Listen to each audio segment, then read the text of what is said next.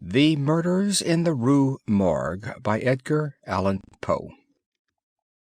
What song the sirens sang, or what name Achilles assumed when he hid himself among women, although puzzling questions, are not beyond all conjecture. Sir Thomas Browne. Residing in Paris during the spring and part of the summer of 18 , I there became acquainted with a Monsieur C. Auguste Dupin. This young gentleman was of an excellent, indeed of an illustrious family, but by a variety of untoward events had been reduced to such poverty that the energy of his character succumbed beneath it, and he ceased to bestir himself in the world or to care for the retrieval of his fortunes. By courtesy of his creditors, there still remained in his possession a small remnant of his patrimony, and upon the income arising from this he managed, by means of a rigorous economy, to procure the necessities of life without troubling himself about its superfluities. Books, indeed, were his sole luxuries, and in Paris these are easily obtained. Our first meeting was at an obscure library in the Rue Montmartre, where the accident of our both being in search of the same very rare and very remarkable volume brought us into closer communion. We saw each other again and again. I was deeply interested in the little family history which he detailed to me with all that candor which a Frenchman indulges whenever mere self is his theme. I was astonished, too, at the vast extent of his reading, and above all, I felt my soul enkindled within me by the wild fervor and the vivid freshness of his imagination. Seeking in Paris the objects I then sought, I felt that the society of such a man would be to me a treasure beyond price, and this feeling I frankly confided to him. It was at length arranged that we should live together during my stay in the city, and as my worldly circumstances were somewhat less embarrassed than his own, I was permitted to be at the expense of renting and furnishing in a style which suited the rather fantastic gloom of our common temper, a time-eaten and grotesque mansion, long deserted through superstitions into which we did not inquire, and tottering to its fall in a retired and desolate portion of the Faubourg Saint-Germain. Had the routine of our life at this place been known to the world, we should have been regarded as madmen, although perhaps as madmen of a harmless nature. Our seclusion was perfect. We admitted no visitors. Indeed, the locality of our retirement had been carefully kept a secret from my own former associates, and it had been many years since Dupin had ceased to know or be known in Paris. We existed within ourselves alone. It was a freak of fancy in my friend, for what else shall I call it, to be enamored of the night for her own sake, and into this bizarrerie, as into all his others, I quietly fell, giving myself up to his wild whims with a perfect abandon. The sable divinity would not herself dwell with us always, but we could counterfeit her presence. At the first dawn of the morning we closed all the messy shutters of our old building, lighting a couple of tapers which, strongly perfumed, threw out only the ghastliest and feeblest of rays. By the aid of these we then busied our souls in dreams, reading, writing, or conversing, until warned by the clock of the advent of the true darkness. Then we sallied forth into the streets arm in arm, continuing the topics of the day, or roaming far and wide until a late hour, seeking, amid the wild lights and shadows of the populous city, that infinity of mental excitement which quiet observation can afford. At such times I could not help remarking and admiring, although from his rich ideality I had been prepared to expect it, a peculiar analytic ability in Dupin. He seemed, too, to take an eager delight in its exercise, if not exactly in its display, and did not hesitate to confess the pleasure thus derived. He boasted to me, with a low chuckling laugh, that most men, in regard to himself, wore windows in their bosoms, and was wont to follow up such assertions by direct and very startling proofs of his intimate knowledge of my own.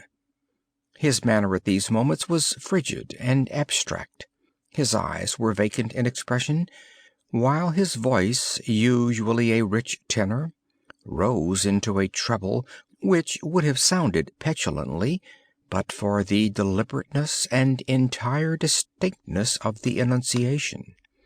Observing him in these moods, I often dwelt meditatively upon the old philosophy of the bi-part soul, and amused myself with the fancy of a double Dupin, the creative and the resolvent. Let it not be supposed, from what I have just said, that I am detailing any mystery or penning any romance. What I have described in the Frenchman was merely the result of an excited or perhaps of a diseased intelligence. But of the character of his remarks at the periods in question, an example will best convey the idea. We were strolling one night down a long, dirty street in the vicinity of the Palais Royal. Being both apparently occupied with thought, neither of us had spoken a syllable for 15 minutes at least. All at once Dupin broke forth with these words: "He is a very little fellow, that's true, and would do better for the Théâtre des Variétés." "There can be no doubt of that," I replied unwittingly, and not at first observing, so much had I been absorbed in reflection, the extraordinary manner in which the speaker had chimed in with my meditations. In an instant afterward I recollected myself, and my astonishment was profound. "Dupin," said I gravely, "this is beyond my comprehension. I do not hesitate to say that I am amazed, and can scarcely credit my senses. How was it possible you should know I was thinking of—" Here I paused, to ascertain beyond a doubt whether he really knew of whom I thought. "Of Chantilly," said he. "Why do you pause? You were remarking to yourself that his diminutive figure unfitted him for tragedy." This was precisely what had formed the subject of my reflections. Chantilly was a quondam cobbler of the Rue Saint Denis, who, becoming stage mad, had attempted the rôle of Xerxes in Crébillon's tragedy so called, and been notoriously pasquinated for his pains. "Tell me, for heaven's sake," I exclaimed, "the method, if method there is, by which you have been enabled to fathom my soul in this matter." In fact, I was even more startled than I would have been willing to express. "It was the fruiterer," replied my friend, "who brought you to the conclusion that the mender of souls was not of sufficient height for Xerxes et id genus omne." "The fruiterer! You astonish me. I know no fruiterer whomsoever." "The man who ran up against you as we entered the street. It may have been 15 minutes ago." I now remembered that, in fact, a fruiterer, carrying upon his head a large basket of apples, had nearly thrown me down, by accident, as we passed from the Rue C into the thoroughfare where we stood. But what had this to do with Chantilly I could not possibly understand. There was not a particle of charlatanière about Dupin. "I will explain," he said, "and that you may comprehend all clearly, we must first retrace the course of your meditations, from the moment in which I spoke to you until that of the rencontre with the fruiterer in question. The larger links of the chain run thus: Chantilly, Orion, Dr. Nichols, Epicurus, stereotomy, the street stones, the fruiterer.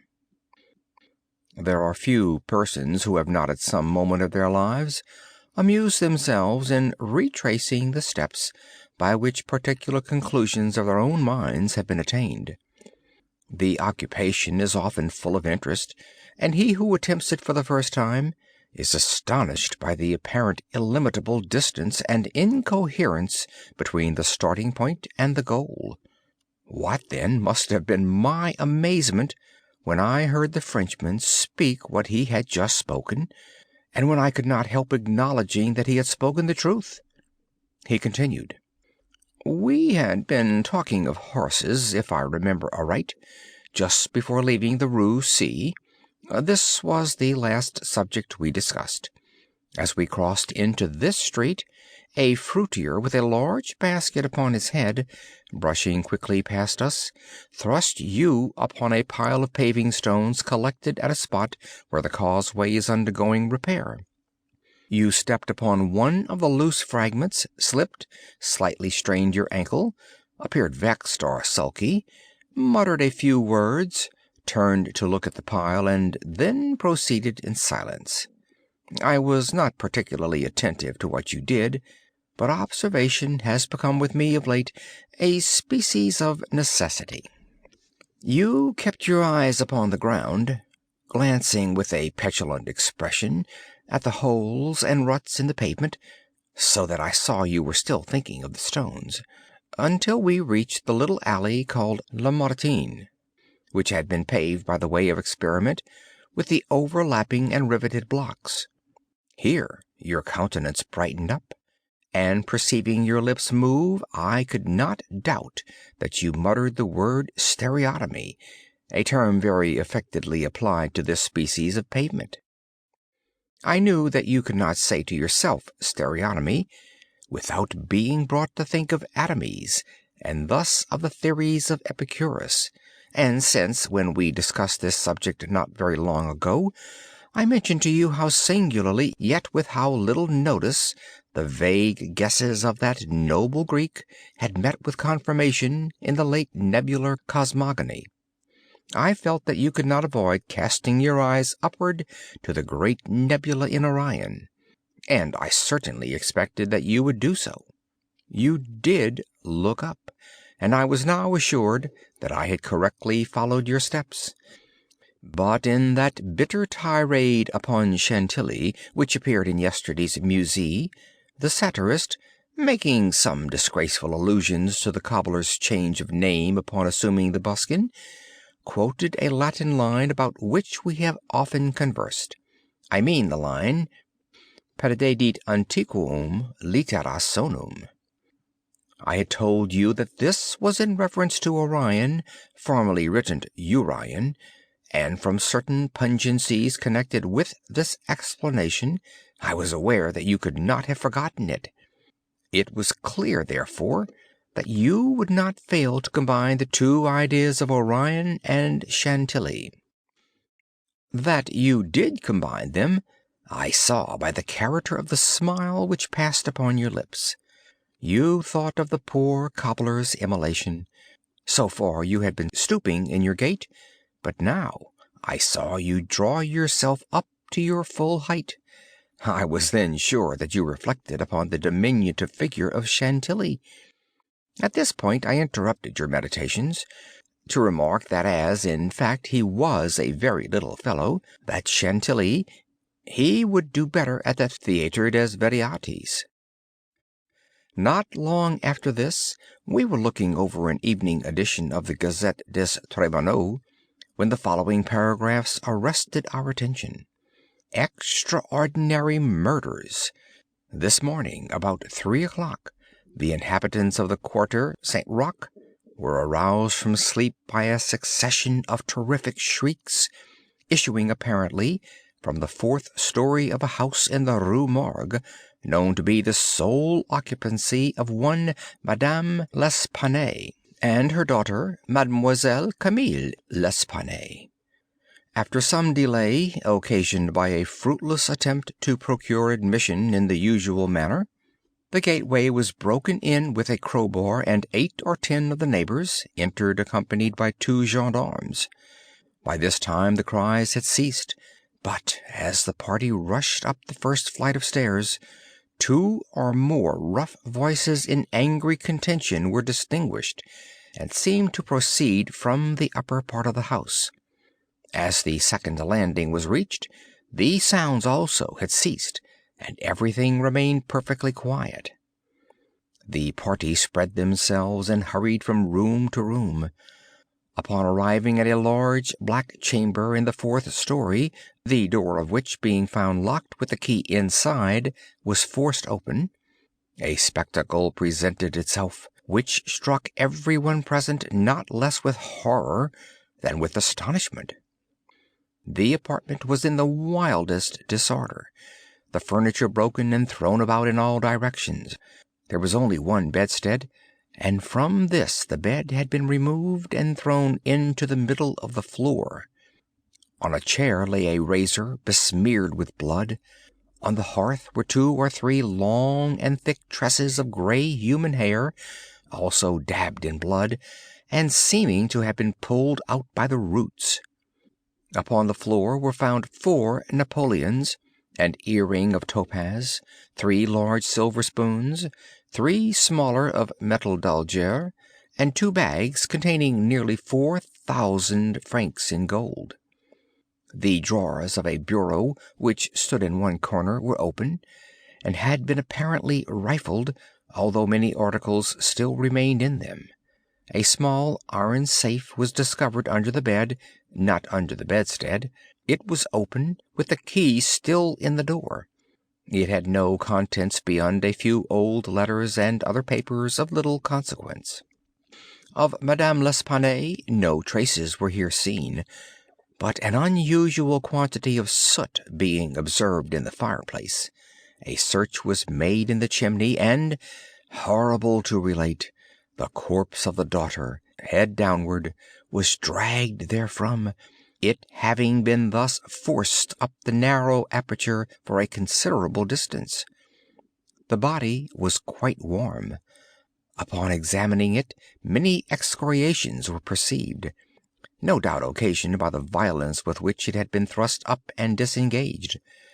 Upon the face were many severe scratches, and upon the throat dark bruises and deep indentations of fingernails, as if the deceased had been throttled to death.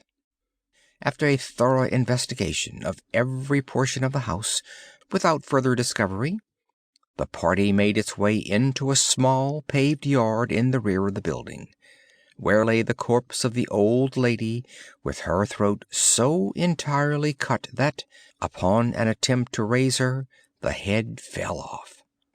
The body, as well as the head, was fearfully mutilated, the former so much so as scarcely to retain any semblance of humanity. To this horrible mystery there is not as yet, we believe, the slightest clue. The next day's paper had these additional particulars: The tragedy in the Rue Morgue. Many individuals have been examined in relation to this most extraordinary and frightful affair. The word affair has not yet in France that levity of import which it conveys with us. But nothing whatever has transpired to throw light upon it. We give below all the material testimony elicited. Pauline Dubourg, laundress, deposes that she knew both the deceased for 3 years, having washed for them during that period. The old lady and her daughter seemed on good terms, very affectionate towards each other. They were excellent pay. Could not speak in regard to their mode or means of living. Believed that Madame L. told fortunes for a living. Was reputed to have money put by. Never met any persons in the house when she called for the clothes or took them home. Was sure that they had no servant in employed. There appeared to be no furniture in any part of the building except in the 4th story. Pierre Moreau, tobacconist, deposes that he has been in the habit of selling small quantities of tobacco and stuff to Madame L'Espanaye for nearly 4 years. Was born in the neighborhood, and has always resided there. The deceased and her daughter had occupied the house in which the corpses were found for more than 6 years. It was formerly occupied by a jeweler who underlet the upper rooms to various persons. The house was the property of Madame L. She became dissatisfied with the abuse of the premises by her tenant, and moved into them herself, refusing to let any portion. The old lady was childish. Witness had seen the daughter some 5 or 6 times during the 6 years. The two lived an exceedingly retired life, were reputed to have money, had heard it said among the neighbors that Madame L. told fortunes, did not believe it, had never seen any person enter the door except the old lady and her daughter, a porter once or twice, and a physician some 8 or 10 times. Many other persons, neighbors, gave evidence to the same effect. No one was spoken of as frequenting the house. It was not known whether there were any living connections of Madame L. and her daughter. The shutters of the front room were seldom opened. Those in the rear were always closed, with the exception of the large back room, 4th story. The house was a good house, not very old. Isidore Musset, gendarme, disposes that he was called to the house about 3 o'clock in the morning, and found some 20 or 30 persons at the gateway, endeavoring to gain admittance. Forced it open at length with a bayonet, not with a crowbar. Had but little difficulty in getting it open, on account of its being a double or folding door, and bolted neither at bottom nor top. The shrieks were continued until the gate was forced, and then suddenly ceased. They seemed to be screams of some person or persons in great agony, were loud and drawn out, not short and quick. Witnesses led the way upstairs. Upon reaching the first landing, heard 2 voices in loud and angry contention, the one a gruff voice, the other much shriller, a very strange voice. Could distinguish some words of the former, which was that of a Frenchman. Was positive that it was not a woman's voice.